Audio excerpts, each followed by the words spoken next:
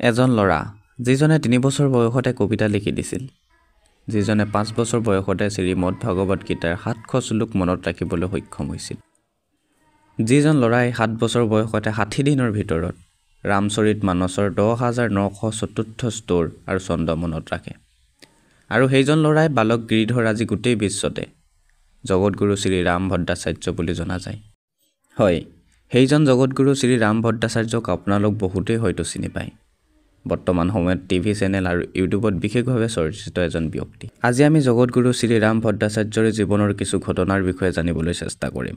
হয়তো আজি সময়লৈকে কোনো এজন অসমীয়া ইউটিউবাৰে জগতগুৰু শ্ৰী ৰাম ভদ্ৰাচাৰ্যৰ বিষয়ে ভিডিঅ' বনোৱা। নমস্কাৰ বন্ধুসকল, আপোনালোকে চাই আছে মোৰ ইউটিউব চেনেল CK ভাই। বন্ধুসকল, মকৰ সংক্ৰান্তিৰ দিনা 14 জানুৱাৰী 1950 চনত চিত্ৰকূটত এটা অদ্ভুত ল'ৰাৰ জন্ম হয়, যাৰ নাম ৰখা হয় গিৰিধৰ। মাত্ৰ 2 মাহ বয়সতে ট্ৰক'মা নামৰ এটা বেমাৰত পৰি তেখেত অন্ধ হৈ পৰে আৰু সেই তেতিয়াই তেখেতৰ পৰিয়ালৰ লোকে লক্ষ্ণৌৰ কিং জৰ্জ হস্পিটেললৈ লৈ যায়, য'ত তেখেতৰ প্ৰায় 21 দিন ধৰি চিকিৎসা কৰা হয় যদিও কোনো ধৰণৰ সমাধান নহয়। আৰু সেই তেতিয়া বিভিন্ন ধৰণৰ আয়ুৰ্বেদিক, এলোপেথিক, হোমিঅ'পেথিক দৰৱৰ সহায় লোৱা হয়। কিন্তু দুৰ্ভাগ্যজনক কথা, তেখেতৰ অন্ধ হৈ যোৱা চকু দুটাক পুনৰ ঘূৰাই আনিব নোৱাৰিলে আৰু পৰিয়ালৰ লোকে এয়া ভগৱানৰ বৰদান হিচাপে ভাবি ঘৰলৈ লৈ আহিলে। জুন মাহৰ 1953 চন, অৰ্থাৎ তেখেতৰ জন্মৰ পৰা 3 বছৰৰ পাছত তেখেতৰ গাঁৱত এজন বান্দৰৰ খেল দেখুওৱা ব্যক্তি আহিছিল আৰু খেল দেখুওৱা ব্যক্তিজনে এটা বান্দৰৰ খেল দেখাই আছিল আৰু তাকে চাবলৈ গিৰিধৰো তালৈ গৈছিল। চাবলৈ মানে তেখেতেতো চাব পৰা নাছিলেই, তেখেতে তাত হোৱা শব্দ শুনিবলৈকে তালৈ গৈছিল। আৰু যেতিয়াই বান্দৰে আহি দৰ্শকক চুবলৈ আৰম্ভ কৰিছিল, সেই তেতিয়াই দৰ্শকৰ মাজত ভয়ত এক হুলস্থুলীয়া পৰিৱেশৰ সৃষ্টি হৈছিল। আৰু সেই সময়তে মাত্ৰ 3 বছৰীয়া গিৰিধৰ দৌৰা দৌৰিত কাৰোবাৰ ঠেলা খাই এটা শুকান কুঁৱাত পৰি গৈছিল। আৰু কিছু সময়ৰ পিছত সেই কুঁৱাটোৰ পৰা এজনী ছোৱালীয়ে উলিয়াই ঘৰলৈ লৈ আহিছিল। আৰু সেই তেতিয়া গিৰিধৰৰ ককাকে কয় যে গিৰিধৰৰ জীৱন আজি এই কাৰণে বাচিলে যে সেইদিনা ৰাতিপুৱা ৰামচৰিত মানসৰ ভগৱান ৰামচন্দ্ৰৰ ওপৰত লিখা এটা কলি শুনিয়ে শিকি লৈছিল গিৰিধৰে। তাৰ মানে যোনেই ভগৱান ৰামৰ এই ৰামচৰিত মানসৰ শ্লোক শিকে, তেখেতে ইমান সহজে মৃত্যুৰ কুঁৱাত পৰিব নোৱাৰে। তাৰ পিছতেই গিৰিধৰৰ ভগৱানৰ প্ৰতি থকা ভক্তি দুগুণে বাঢ়ি গ'ল আৰু 3 বছৰ বয়সতে মা যশোদা আৰু পুত্ৰ শ্ৰীকৃষ্ণৰ ওপৰত প্ৰথম কবিতা লিখি উলিয়ায়। আৰু সেই তেতিয়াৰ পৰাই গিৰিধৰে অন্ধ হোৱাৰ কোনো দুখ নাৰাখে আৰু 5 বছৰ বয়সতে মাত্ৰ শুনি শুনিয়ে শ্ৰীমদ ভাগৱত গীতাৰ 700 শ্লোক অধ্যায় আৰু শ্লোক সংখ্যাকে ধৰি সকলো মনত কৰি লয়। 7 বছৰ বয়সত মাত্ৰ 60 দিনৰ ভিতৰত শ্ৰী ৰামচৰিত মানসৰ 10,904 স্তৰ আৰু ছন্দ মনত ৰাখি পেলায়। আৰু সেই তেতিয়াৰ পৰাই তেখেতে কোনো ধৰণৰ অন্ধ স্কুলৰ বিদ্যা নোলোৱাকৈয়ে 22টা ভাষাত কথা ক'ব পাৰে আৰু বুজিব পাৰে।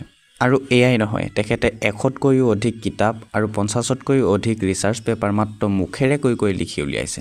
এটা অন্ধ ল'ৰাই তাৰ ইচ্ছা শক্তিৰ ফলত ইমান ডাঙৰ সফলতা পাবলৈ সক্ষম হ'ল।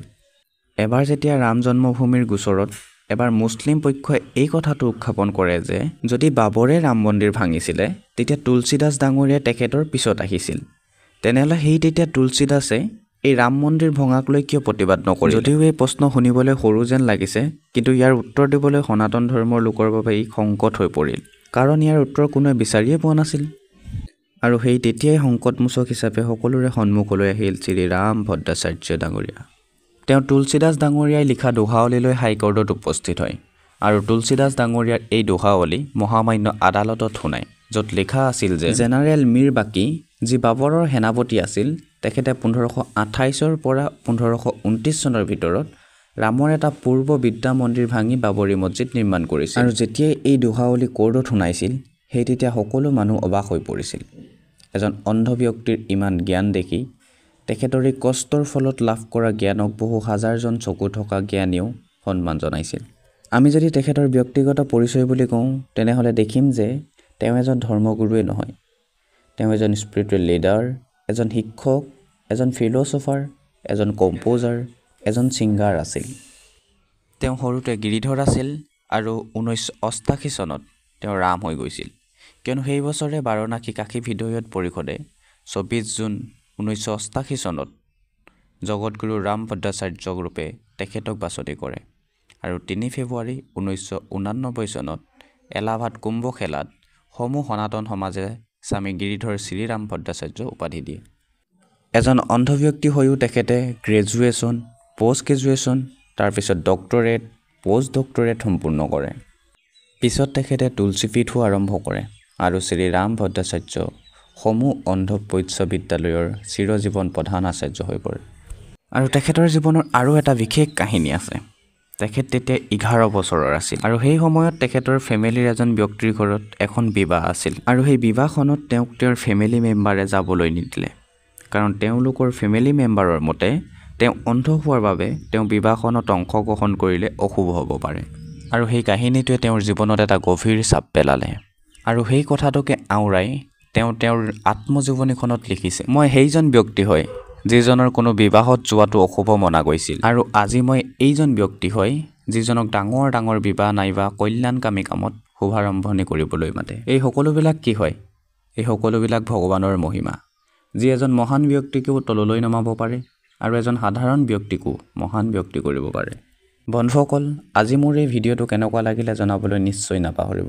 ভিডিঅ'টো যদি অলপ হ'লেও ইনফৰ্মেটিভ যেন লাগিল তেনেহ'লে এটা লাইক কৰি দিব আৰু এনেধৰণৰ ভিডিঅ'সমূহ চাই থাকিবলৈ চেনেলটো ছাবস্ক্ৰাইব কৰি ওচৰতে থকা বেল আইকনটো দবাবলৈ একেবাৰে নাপাহৰিব। পুনৰ এটা ভিডিঅ'ত লগ পোৱাৰ প্ৰতিশ্ৰুতিৰে আজিলৈ আহিছোঁ। ধন্যবাদ। জয় অসম।